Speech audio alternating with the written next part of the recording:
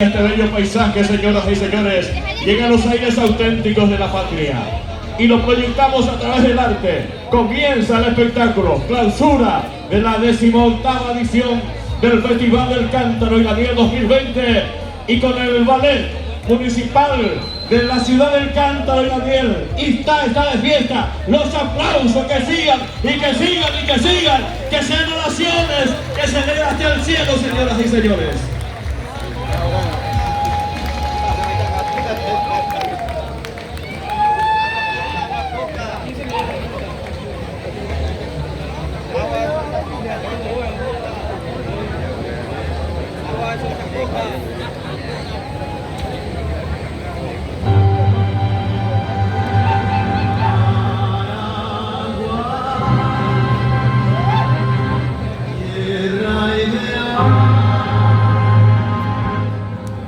Es tu sueño.